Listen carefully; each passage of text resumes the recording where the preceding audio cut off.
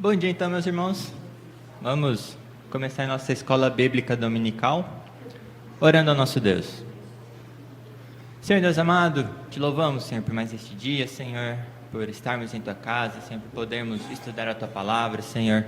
Te louvamos porque estamos aqui com os nossos irmãos, Senhor, buscando a Ti, Senhor, e pedimos e clamamos a Ti agora, Senhor, que nos ilumine, que nos dê do Teu Santo Espírito, que nos faça compreender, Senhor, todos os Teus ensinos e possamos não somente ouvi-los, Senhor, mas praticá-los, Senhor, que a Tua palavra possa transformar as nossas vidas, Senhor, e possamos andarmos de modo digno, Senhor, de tudo que temos aprendido, sermos servos fiéis a Ti, Senhor, para louvor e honra do Teu nome, Senhor, que possamos engrandecê-lo em tudo que fizermos e em tudo que pensarmos também, Senhor. E te oramos e pedimos isso em nome de Jesus Cristo. Amém. Muito bem, então, o que a gente viu na última aula? Solidão de Deus. Então, o que significa a solidão de Deus? No que Ele é solitário? Ele é só único no sentido também de que Ele é diferente de toda a criação. Ele é solitário em sua excelência, solitário em seu poder, solitário em várias coisas, né? Além dos atributos incomunicáveis, mas Ele, primeiramente, não precisava de nada nem ninguém. Ele é completo, autoexistente, autossatisfeito.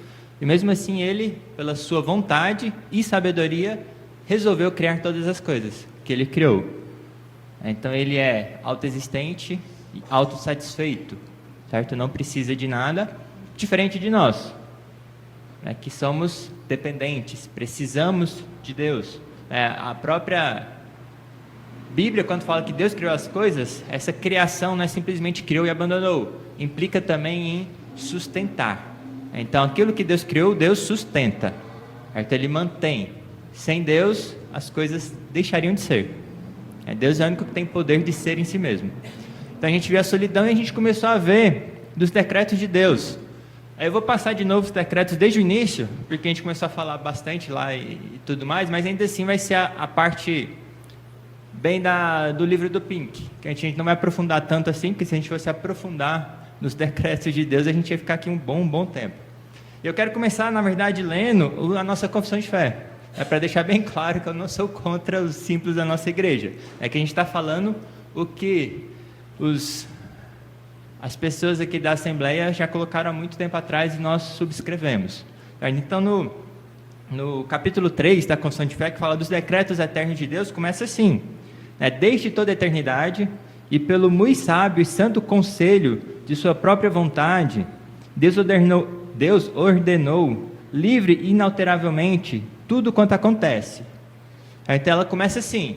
Esse primeiro trecho sempre foi visto como a diferença entre teístas e ateístas, certo? Se realmente há um Deus, Ele tem que ser assim, decretando todas as coisas desde a eternidade, livre e inalteravelmente tudo quanto acontece. Então quem crê nisso, crê num teísmo, que existe um Deus, qualquer que seja, porque senão esse ser que tem um poder, mas que não tem a capacidade de decretar todas as coisas, não seria Deus, certo? Não seria Deus de fato. Então isso aqui diferencia, basicamente, eu diferenciava teístas de ateístas. E a nossa confissão, ela coloca uma vírgula aqui, começa a descrever um pouco mais o que é esses decretos, ou como que é isso.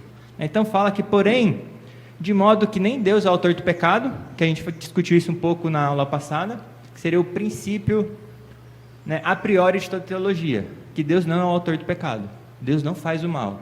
Deus, Ele é um ser benevolente, beneficente também, tanto que a chuva cai sobre maus e bons, certo? Embora o seu amor complacente, aquele amor que nos salva, que é por meio do seu Filho Jesus Cristo, é só para alguns, mas Deus, para todos, tem esse amor benevolente. Ele não é malevolente, muito menos então Ele faz o mal, moral.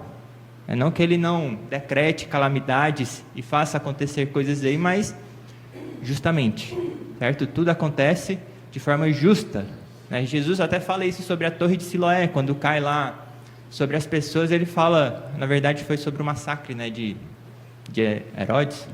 Quem é que massacrou o pessoal que estava lá adorando e misturou o sangue deles com dos sacrifícios? Jesus fala, vocês acham que eles eram pessoas ruins, que isso lá foi uma condenação de Deus? Ele fala, não, vocês todos são pecadores.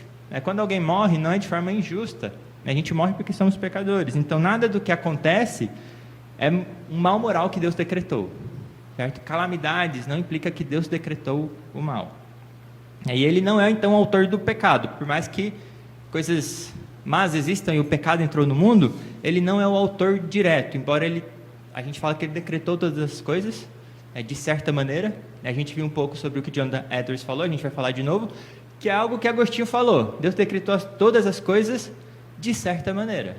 Não de forma positiva e impositiva a todos, forçando as pessoas a fazerem as coisas, mas tudo está decretado, e depois a gente vai detalhar isso. Então, Deus não é o autor do pecado, nem violentada é a vontade da criatura, nem é tirada a liberdade ou a contingência das causas secundárias antes estabelecidas.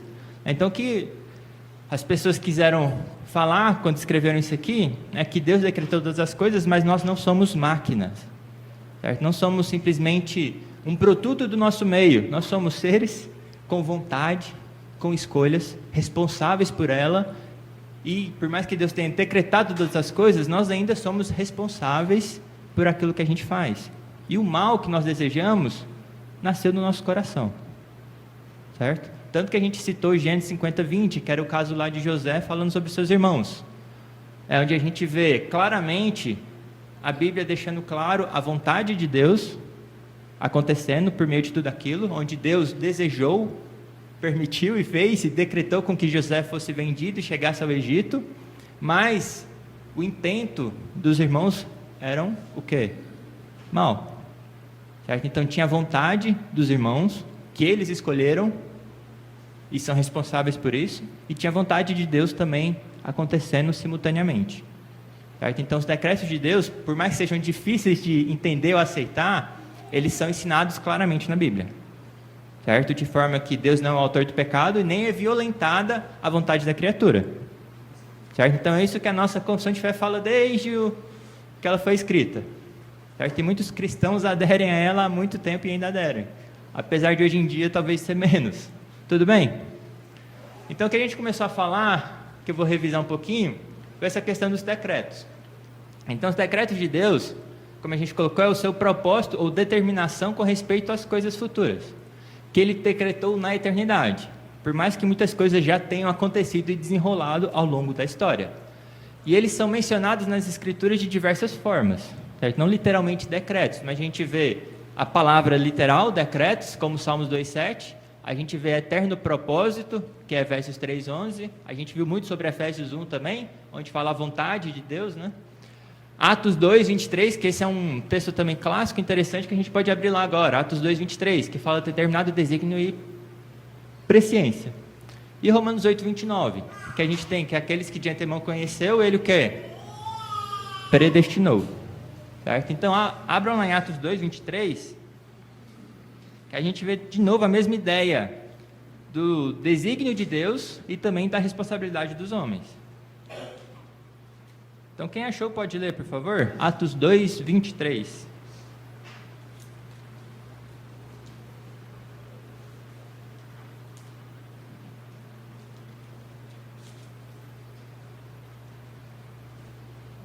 Sendo este entregue pelo determinado desígnio e presciência de Deus, vós o matastes, justificando-o por dons divinos.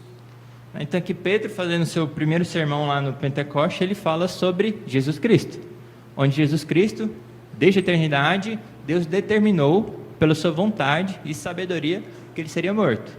Mas quem matou? Vós os matastes, certo? Os líderes e tudo mais, eles eram responsáveis por isso. Então a gente tem a vontade divina, o seu desígnio e presciência, e também a responsabilidade dos homens que o mataram, certo? De certa maneira, né? Tudo bem? Então, decretos aparecem de várias formas, como, por exemplo, desígnio e vontade. Então, a vontade de Deus. O decreto, as coisas que acontecem, são de acordo com a vontade de Deus. Então, a gente pode afirmar com certeza que se alguma coisa já aconteceu, essa era a vontade de Deus. Certo? Porque se aconteceu e foi contrário a essa vontade, a gente tem um problema muito sério de que aquele ser que está tentando comandar o universo não é Deus, certo? Se alguma coisa aconteceu fora da sua vontade, fora do seu conhecimento, fora dele, ele não seria Deus. Tudo bem? Então, Efésios 1:11 afirma que é o conselho da sua vontade. Então, primeiramente, os decretos de Deus, de vez em quando, dependendo do tempo que você lê e a pessoa que escreveu, a gente vai ver como arbitrário. Mas hoje em dia, quando a gente fala que algo é arbitrário, a gente tem uma conotação ruim, não é? A pessoa está fazendo isso de forma arbitrária, né? Aquele rei, aquele imperador, aquele ditador está comandando a coisa de forma arbitrária, dando decretos, ordens de forma arbitrária, no sentido de ser de qualquer jeito. Mas Deus, ele decretou nesse sentido arbitrário como sua escolha. E a sua escolha de forma sábia, certo? Não foi como capricho. Então, tudo que Deus desejou e aconteceu não são simplesmente decretos de forma caprichosa, no sentido ruim. Não foi um capricho de Deus, mas foi pelo seu conselho da sua vontade. Certo? Então, a gente vai ver depois sobre a onisciência, sobre o conhecimento de Deus, e Deus é sábio. E a gente viu como ele é sábio. Então, a vontade que acontece, os decretos eternos de Deus, são baseados também na sua sabedoria. Certo? Nada por capricho. Então, Deus fez tudo de forma boa, sábia. Tanto que uma frase que eu vi uma vez, que o Sproul falando, que é um pouco interessante, que ele fala que sempre é pecado a gente chamar o mal de bem. Certo? O mal de bom. Então, tudo que é mal, tudo que é feito por Satanás, a gente não pode falar de bom, nem o bom de mal. As obras que Deus faz, pelo Espírito Santo e tudo mais que Jesus faz, a gente não pode chamar de má, porque são boas. Então, o bom, o bem é bem, e o mal é mal. Mas o mal, é bom que ele exista. Por que a gente sabe isso? Porque ele existe. Se Deus permitiu ou decretou que ele existisse, é bom que ele exista. Não que ele é bom em si, mas porque isso de alguma forma vai redundar em glória e graça a Deus. Certo? Os condenados, é bom que Deus tenha condenado alguns, de certa maneira que ela vai redundar em glória e graça a Deus, e nós veremos mais claramente a misericórdia de Deus. Então, o mal sempre vai ser mal, mas é bom que ele exista porque Deus deixou ele existir, ou decretou, qualquer que seja a palavra. Tem pessoas que não gostam da palavra permissão, apesar de muitos defenderem e usarem ela. A ideia por trás é a mesma, né? Deus decretou. Tudo bem? Então é sempre relacionado à sabedoria, e está relacionado a todas as coisas, sem exceção. O que acontece no tempo foi pré-ordenado antes da fundação do tempo. Certo? Depois a gente vai ver sobre os decretos serem livres também de Deus. Então, seu propósito, ele engloba tudo, né? Seja coisas que a gente acha relevante, seja coisas que a gente acha irrelevante. Então engloba todas as coisas, até os pequenos detalhes. Até as coisas que a gente não consegue enxergar naturalmente, que a gente precisa de um microscópio. Deus está por trás daquilo lá.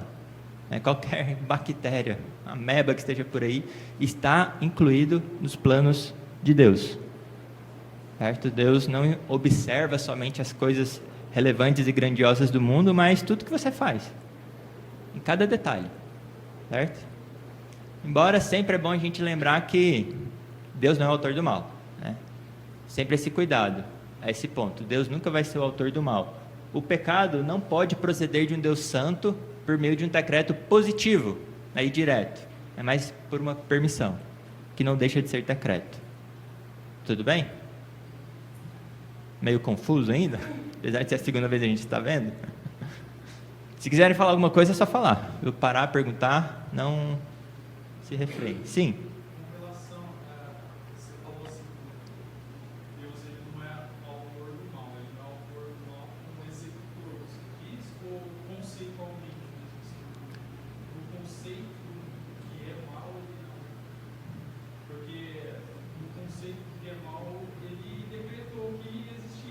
Uhum. Mas ele não é o executor, não é ele o responsável, o autor. Ele decretou, ele permitiu, de certa maneira ele decretou. Aí explicar o porquê disso, tem aquela questão que acho que até o Murilo tratou, do porquê o mal existe e tudo mais, que a gente não consegue responder. Não de forma satisfatória, pelo menos muitos consideram que não há nenhuma resposta satisfatória para isso. Por que o pecado veio ao mundo? Porque Deus criou de forma que isso acontecesse. Mas ele decretou. Aí tem todas as questões de como que é, né? Ele decretou as coisas, a condenação do homem né, em vista da queda ou antes mesmo da queda, aquelas questões infralapsariano, supralapsariano, que eu não quero tratar aqui também, porque senão a gente complica demais. Mas ele decretou A existência, mas ele não é praticante. ele não é o autor, não seria nesse ponto decreto positivo, né? E ele não aprova, certo? Então a gente tem as leis de Deus, os 10 mandamentos e tudo mais, a gente tem essa vontade decretiva não, prescritiva de Deus, onde a gente vê claro qual que é a sua natureza, o que ele aprova, o que ele gosta, o que ele não gosta, e ele realmente aborrece do mal e detesta o mal, e detesta o pecado. É por isso que a gente tem essa questão. É uma permissão de Deus, é um decreto de Deus, a gente não sabe o porquê, mas a gente sabe que ele odeia e vai punir todo esse pecado. Certo? Então isso tudo está a priori claro nas Escrituras. Por isso que a gente fica meio, algumas vezes, perdido, mas a gente tem que tentar distinguir bem essas questões, né? Da vontade de Deus, essas vontades, até os teólogos eles costumam diferenciar essas vontades, né? A vontade decretiva, prescritiva, para a gente ficar bem claro quem é Deus, a sua natureza, e que Ele também é o soberano, que está controlando todas as coisas. Que eu não sei se ajuda a falar tanta coisa assim técnica ao mesmo tempo, mas tudo bem?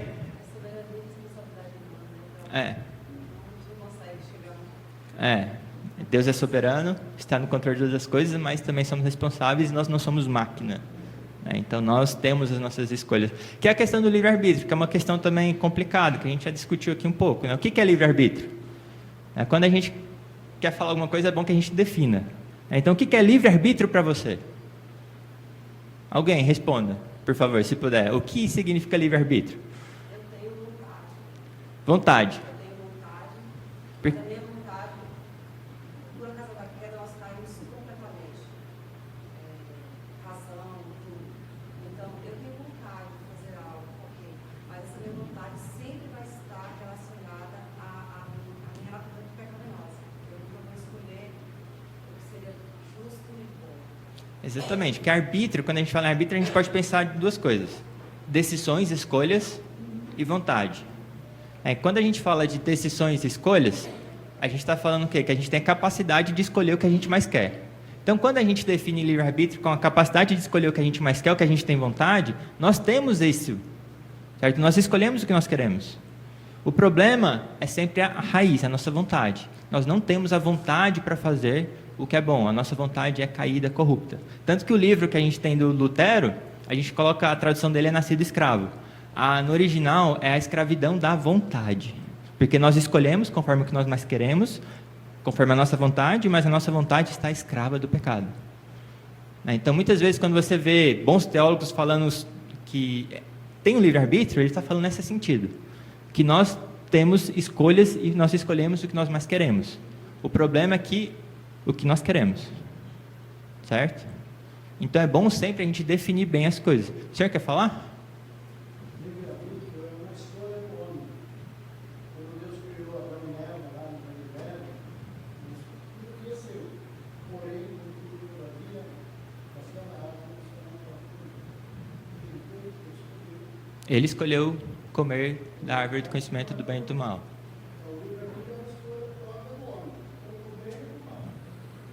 E hoje em dia, depois que Adão comeu, o homem por si só, sem ser regenerado pelo Espírito Santo, vai escolher o mal. E é impossível ter imparcialidade.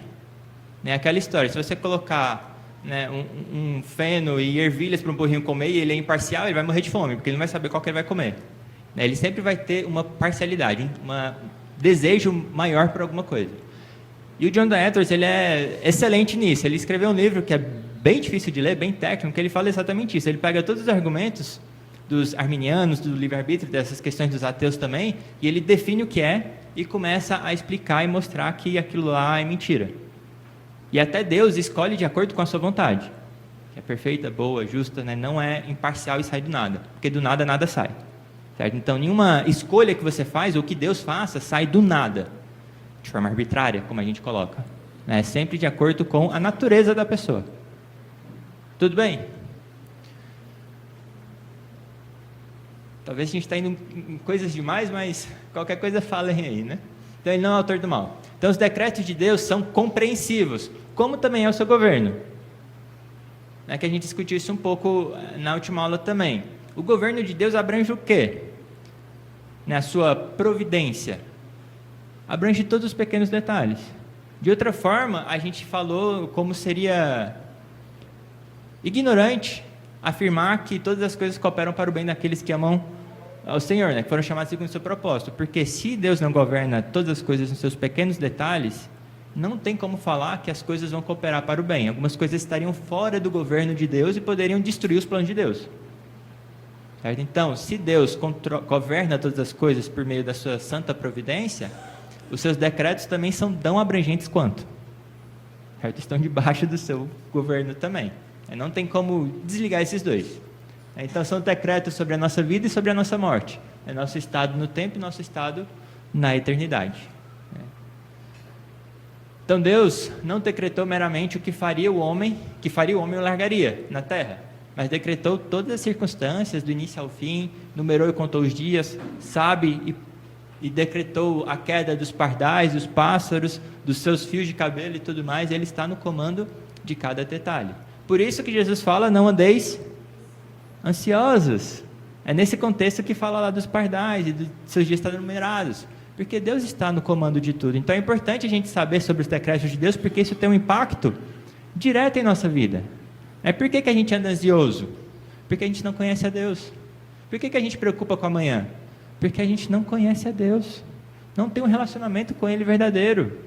Por isso a gente anda arrancando os fios de cabelo da nossa cabeça, preocupado com o que a gente comerá, com o que a gente vestirá. E Jesus Cristo fala para não se preocupar com essas coisas. Quem se preocupa com essas coisas? Os gentios, aqueles que não têm Deus, aqueles que não conhecem a Deus, eles se preocupam com essas coisas. Nós sabemos que nosso Deus decretou tudo, o fim como meio. Ele está comandando todas as circunstâncias da nossa vida. Por isso, quem conhece a Deus tem outra vida, outra mentalidade, uma paz superior e diferente do que a que o mundo tem, que confia na instabilidade das suas riquezas. Nós confiamos na soberania de Deus, certo? Então, reforçando o ponto que a gente falou lá no início, por que a gente está estudando teologia própria? Conhecer a Deus tem um impacto extremamente importante em nossa vida, em como a gente vive, como a gente adora esse Deus. Tudo bem até aí? Muito bem, então seus decretos são eternos, certo? Supor que são feitos no tempo, naquela ideia de que Deus planejou, criar o jardim do Éden, colocar o homem lá, que tudo fosse perfeito e prosperasse perfeitamente, e de repente o homem caiu e ele precisou fazer outro plano. A gente tira de novo a divindade de Deus, a gente diminui esse Deus. Então, supor que isso acontece, como o Pink fala, é blasfêmia. Certo? Seria blasfemar o nome de Deus. Então, decretos temporários implicam que a sabedoria de Deus vai aumentando com o passar do tempo. Ele começou ainda em uma certa ignorância e foi aumentando seu conhecimento sobre essas criaturas que ele criou, o que precisa ser feito e tudo mais. E ele foi resolvendo então esses problemas conforme eles vão surgindo. Isso não é Deus. Alguém que precisa disso não seria Deus. Então, os eleitos, como a Bíblia coloca, Efésios 1:4, foram escolhidos antes da fundação do mundo. Certo? Ele conhece o seu nome, escreveu no livro da vida antes mesmo de criar qualquer coisa. Tudo bem? A graça foi dada antes de tempos eternos, como Paulo fala lá em 2 Timóteo 1:9. Seus decretos, como a gente já comentou também, são sábios. E as provas da sabedoria de Deus por meio das suas obras provam também os seus planos, a sabedoria por trás dos seus planos. Então a gente tem Salmo 104:24, que fala sobre a criação. Abram lá, por favor. Salmo 104:24.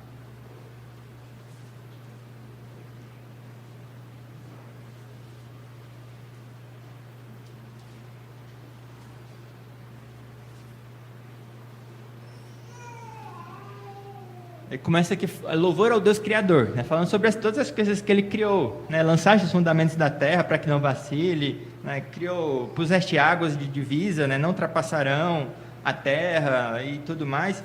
E no 24, ele fala, que variedade, Senhor, nas tuas obras, todas com sabedoria fizeste, cheia está a terra das tuas riquezas. Então Deus criou tudo com sabedoria, e isso a gente pode observar na criação, quão sábio é esse Deus, que criou todas as coisas, como os próprios ateus falam aí que é necessário uma precisão muito grande em como tudo está feito para que a vida aconteça. Aí Deus criou isso. Certo?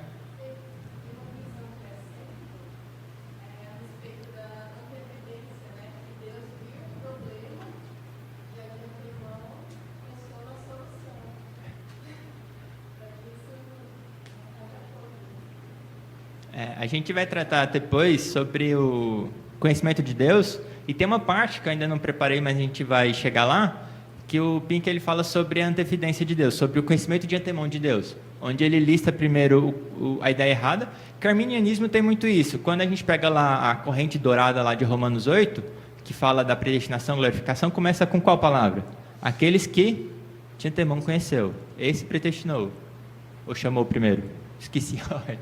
Predestinou, chamou, santificou, glorificou. Então, o que é esse conheceu de antemão? Aí a gente vai tratar um pouco sobre o conhecimento de Deus e talvez a gente chegue nisso aí. Eu não li ainda tudo que está lá escrito, mas a gente pode falar sobre isso, porque Deus ele não conhece o futuro, isso a gente talvez fala hoje, porque ele consegue ver o que vai acontecer. Por que ele sabe o futuro? Porque ele decretou. Certo? E não é que o problema está fora do seu controle e apareceu e surgiu. Como a gente falou antes também, seria blasfêmia pensar nisso. Tudo bem. Romanos 11:32, então, a profundidade da sabedoria, do conhecimento, depois que Paulo fala tudo sobre os planos de Deus, os decretos para os eleitos, fala até da ira de Deus também, que se manifesta sobre como são indesculpáveis, porque o que se pode conhecer de Deus, até seus atributos invisíveis, são manifestos na criação. E no final de tudo isso, desses 11 capítulos que Paulo discorre sobre Deus, seus planos, a redenção, ele termina assim, com essa adoração, com essa palavra de adoração a Deus, falando a profundidade da riqueza, do conhecimento, da sabedoria de Deus. Então esse Deus que fez tudo isso, não tem como não falar que ele é sábio, que não é sábio, e que seus planos não são sábios. Por mais que a gente não entenda tudo, a gente precisa reconhecer no mínimo isso. Não tem como fazer melhor. Certo? Não tem como ser melhor. Porque Deus já demonstrou sua sabedoria, sim. Deus não só é sábio, como ele é a expressão exata do que é sabedoria. Provérbios 1, versículo 7, diz: o temor do Senhor é o princípio do saber, mas os loucos desprezam a sabedoria e o ensino. Então, conceitualmente, Deus ele é a expressão máxima do que é sabedoria. E aqueles que temem ao Senhor também desfrutam dessa sabedoria, desfrutam desse conhecimento. É interessante como a Bíblia sempre fala, né, sobre a lei de Deus, o temor e tudo mais, serem esse princípio da sabedoria. É o que dá sabedoria ao simples. Salmo 19. É a lei de Deus. É conhecer a Deus, conhecer o Criador. Nós somente seremos sábios, muito mais do que os ateus por aí, conhecendo a Deus. Um ateu, ele pode descrever perfeitamente que existe uma placa ali escrita, ele pode falar do que é feito, como que é feito e etc, mas ele não sabe o porquê que aquilo foi feito. É o que ele fala com a criação.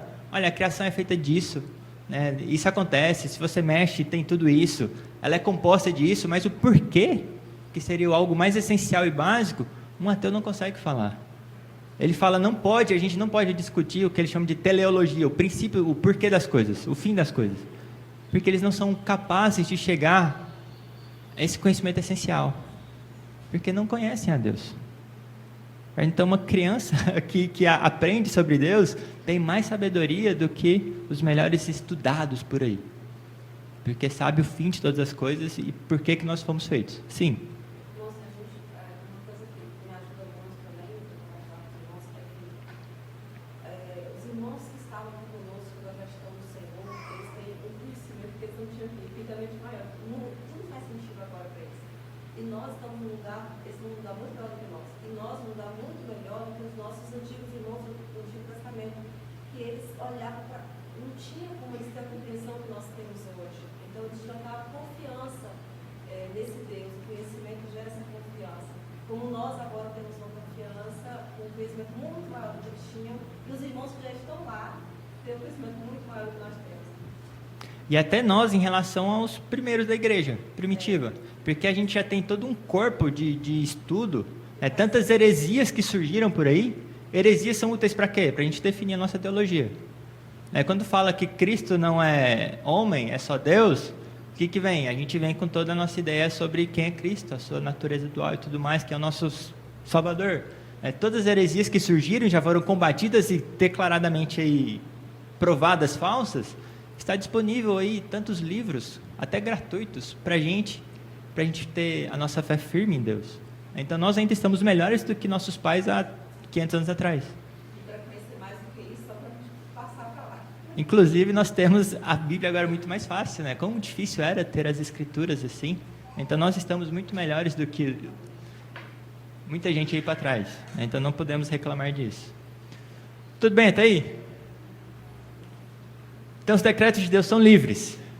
Deus, como a gente viu sobre a solidão e tudo mais, ele estava só quando decretou todas as coisas, sem qualquer influência externa.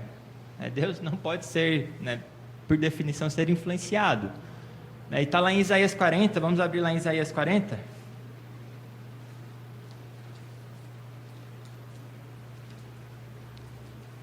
(13 e 14).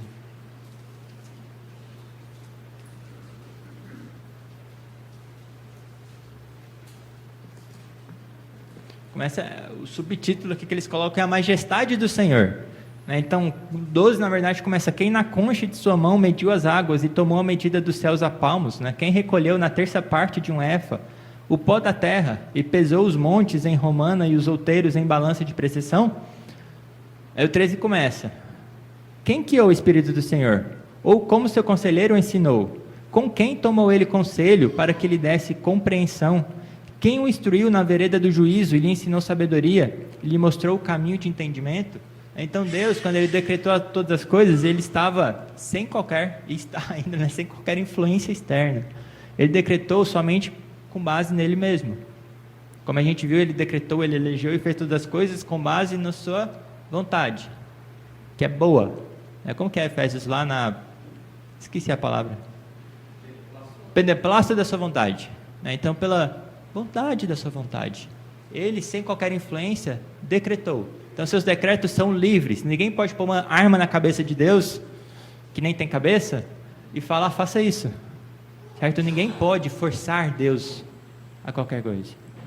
Até nós mesmos, nós somos responsáveis. Se alguém põe a arma na nossa cabeça e manda a gente fazer algum pecado, e a gente faz, a gente não pode chegar diante de Deus e falar: olha, ele me obrigou. Deus vai falar: você pecou. Certo? Não dá para falar: foi o diabo que me obrigou. Você pecou. Porque ele pode ter diminuído as suas opções. Ele pode ter falado: peca, morre. Você pode falar: me mate. Certo? Você deve obediência somente a Deus. Certo? Então ninguém pode te obrigar a pecar. Deus, então, ninguém pode obrigá-lo a nada. Porque senão seria maior que Deus. Não há ninguém nem igual a Deus. Não há ninguém que se compare a Deus.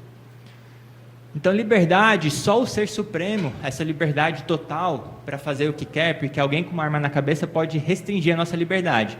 Deus, nem isso. Ninguém pode restringir a liberdade, porque Ele é o Ser Supremo. É independente e soberano.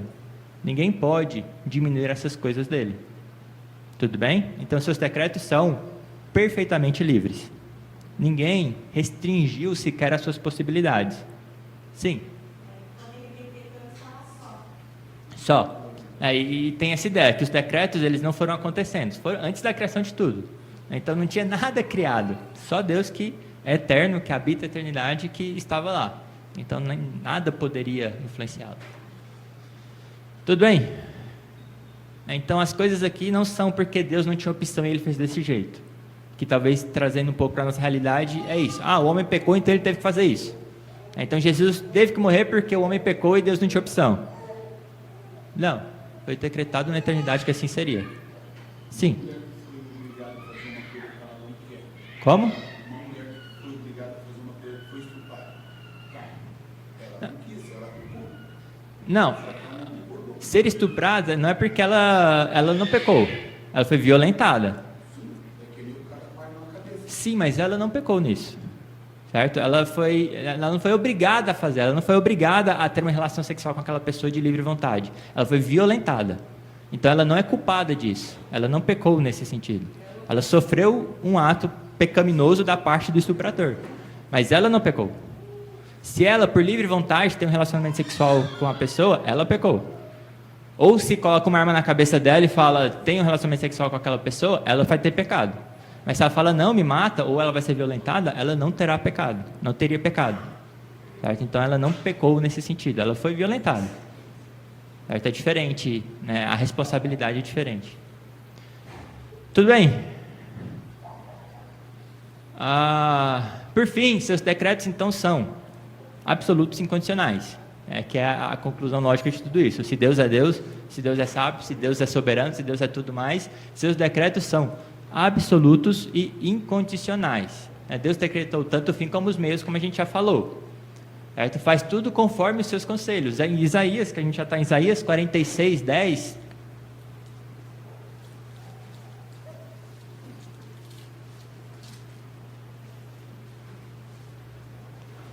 Deus fala assim, que desde o princípio anuncie o que há de acontecer, e desde a antiguidade as coisas que ainda não sucederam, que digo, o meu conselho permanecerá de pé, farei toda a minha vontade.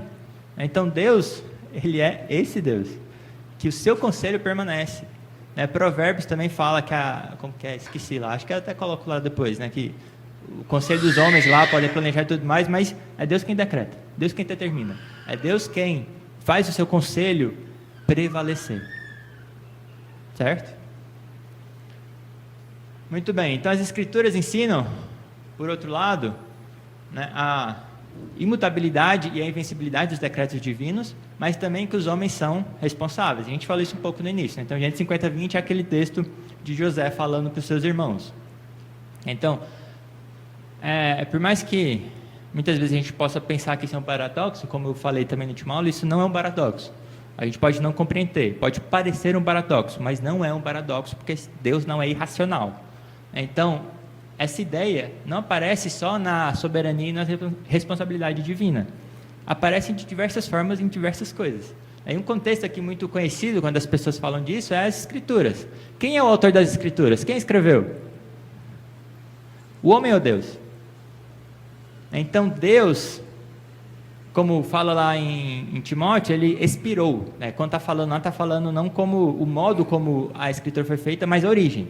A origem da Escritura é de Deus. Certo? Deus é o autor primário das Escrituras. Mas quem que ele usou para escrever? Homens, não foram? E como que ele fez essa inspiração verbal das Escrituras? Os homens, a gente não define em detalhes, mas o que a gente fala claramente é que o homem continuou sendo homem. Certo? Ele não foi simplesmente uma máquina de escrever, onde Deus estava lá datilografando e a pessoa escrevendo. Certo? Ele usou aquelas pessoas. Certo? Então, as pessoas escreveram conforme o seu conhecimento, conforme as suas trejeitos e tudo mais, mas Deus estava superintendendo essa escrita das Escrituras. Certo? Da mesma forma, Deus é o soberano sobre todas as coisas e nós também somos os responsáveis. Certo? Por isso que há condenação. Por isso que há inferno. Senão Deus não seria justo. Certo? Se Deus envia ao inferno quem não tem culpa, porque Deus decretou e a pessoa não tem como não fazer, ele seria injusto mandar aquela pessoa para o inferno. Certo? E Deus não é injusto. É aquele princípio a priori de toda ideologia, Deus não é o autor do mal. Ele não é injusto. Injustiça seria má. Certo? Então Deus não faz o mal. Certo? Então há responsabilidade humana? Sem dúvida nenhuma. Deus é soberano? Sem dúvida nenhuma. Como conciliar? Espera, talvez, quem sabe um dia. Mas a mente de Deus, os pensamentos de Deus são superiores e maiores que os nossos. Nós somos finitos. Calvino falava bastante isso.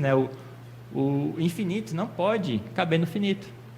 A gente não vai ter essa compreensão que Deus tem, porque Ele é infinito, nós somos finitos. Nós nunca atingiremos o infinito. Tudo bem? Então são no máximo aparentes paradoxos, mas são realidades claramente colocadas nas Escrituras. Então, negar os decretos eternos de Deus é negar seu conhecimento prévio. E aqui tem a frase de Jonathan Edwards, que na verdade quando ele fala que converteu, ele fala que ele entendeu uma doutrina que ele chamava de horrível, que era a seguinte: Deus, ele predestinou alguns para a salvação e outros para a condenação, falando sobre a soberania de Deus na salvação. Edwards falava que essa doutrina era horrível. Só depois que ele compreendeu, conheceu, que ele falou que converteu, quando ele realmente entendeu a soberania divina. Então, essa doutrina da soberania é um ponto principal da teologia de Edwards, um ponto essencial de qualquer teologia, na verdade, né? E ele fala bastante disso. Romanos 9 é uma parte que ele trata bastante disso, que também converteu muitas pessoas a entender essa doutrina, né?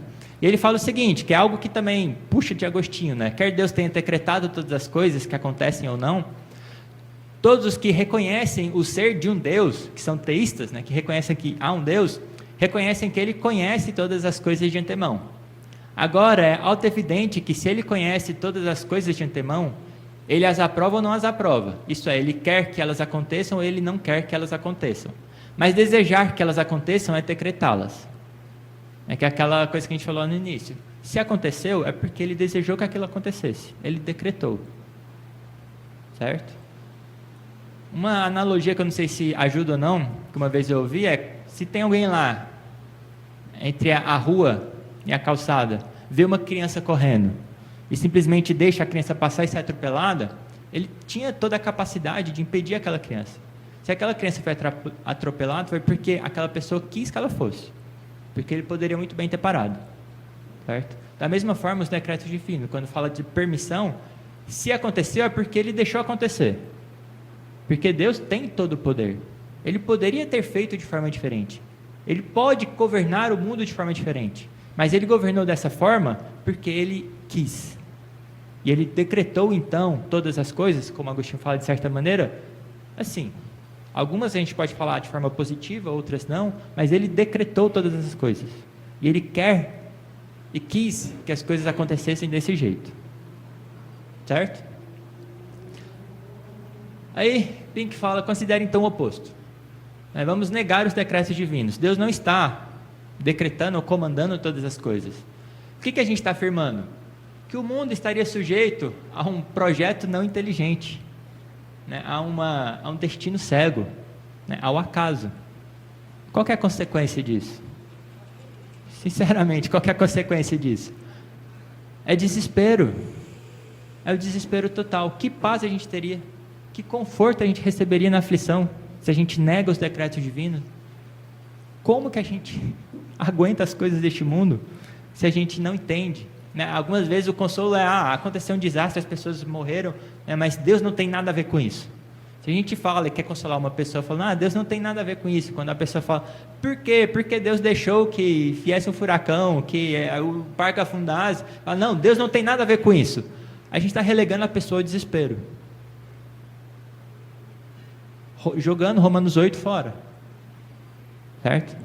Pega todo o capítulo de Romanos 8, rasga e joga fora, se a gente nega os decretos de Deus, certo? Especialmente o final, né? Quem nos separar do amor de Cristo, né? Será, né, espada, né? Quem nos condenará? A gente joga tudo fora, certo? Então, negar os decretos de Deus é acabar com a sua vida, se você vai, né, até o fim das consequências lógicas dessa negação. Tudo bem?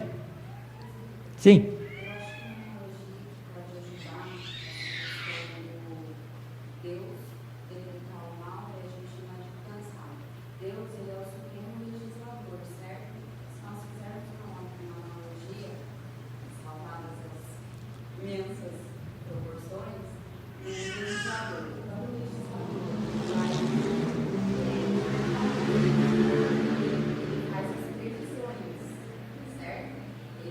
Imagina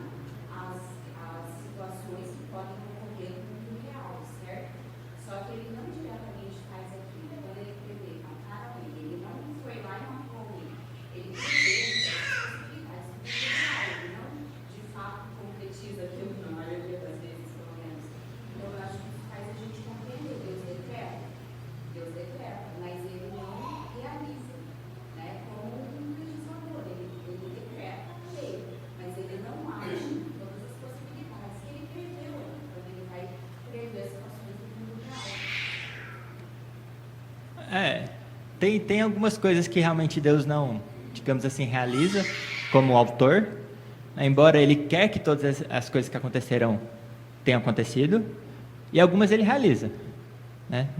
A nossa salvação, por exemplo, Ele ativamente realizou.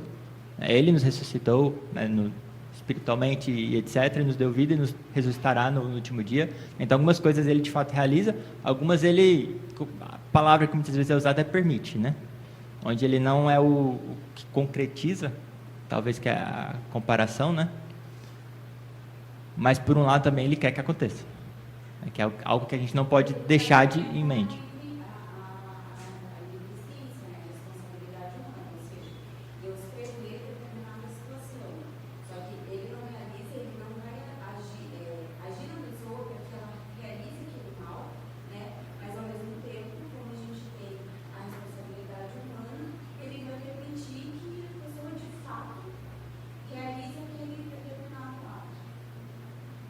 E talvez não sei bem. É que talvez uma diferença importante também é que Deus, diferente do legislador, ele poderia impedir as coisas que ele não quer. O legislador não tem, é porque a analogia sempre vai ter uma complicação, né? Então algumas coisas ajudam, outras coisas a gente tem que lembrar que Deus poderia impedir, né? Só que ele deixou acontecer, ou seja, ele decretou. Então o decreto de Deus é também abrangente, mais do que o legislador, talvez. Mas analogias ajudam, né? Mas sempre é difícil. Tanto que a Trindade, o pessoal fala, qualquer analogia da Trindade você pode jogar fora. Porque a analogia pode ajudar em alguns pontos, outros não. Sim.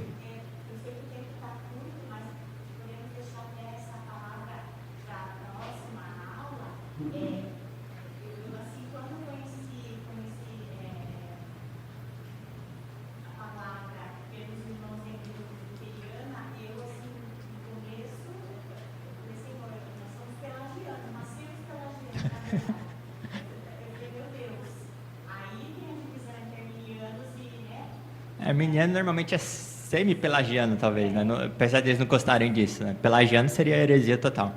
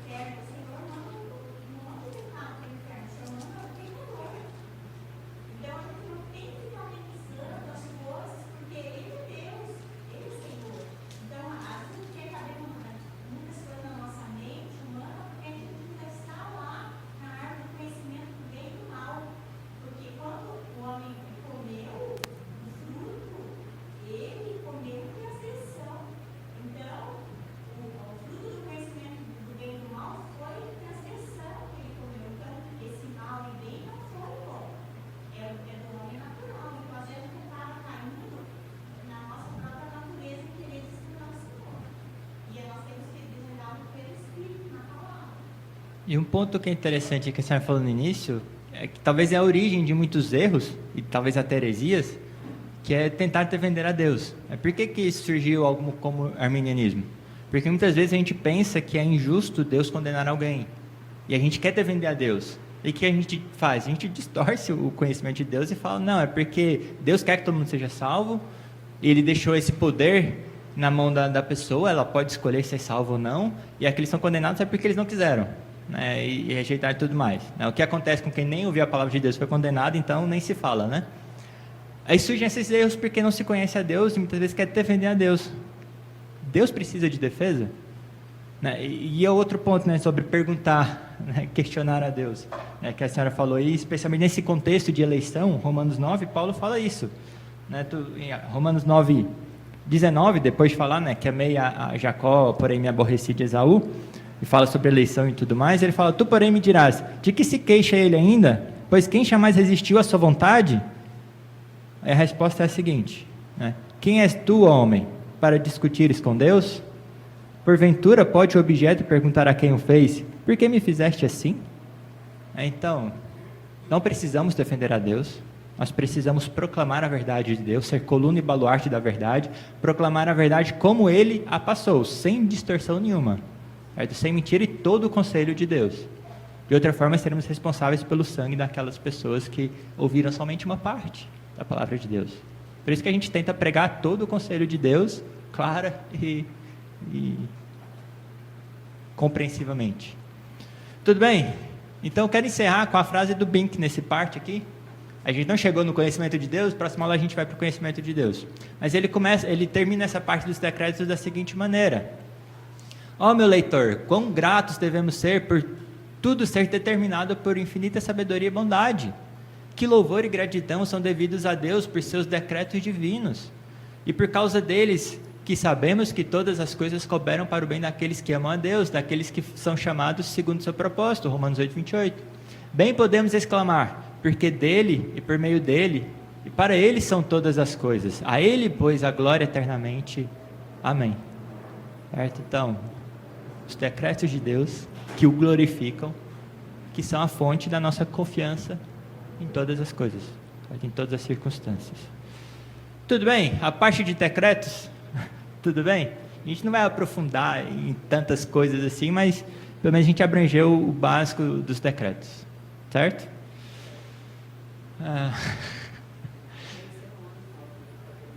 Como? Tem que ser Romanos 9 para terminar. Romanos 9, né? Para voltar à questão da eleição, né? Que é uma verdade tão significativa para a gente, né? Tão consoladora para a gente, né? Da gente não perder a salvação também. Os decretos de Deus, a nossa eleição, fundada nele, na eternidade, é um consolo maravilhoso para a nossa vida, né? Depois a gente vai ver sobre o conhecimento também, sobre a nossa... que é um ponto também interessante, né? Sobre a gente saber a nossa responsabilidade, os nossos pecados que estão diante de Deus e dos olhos de Deus e como nós devemos agir, né? Nossa confiança, nossa segurança da salvação, mas também a nossa responsabilidade em santificação. Pode orar para a gente, por favor, para encerrar?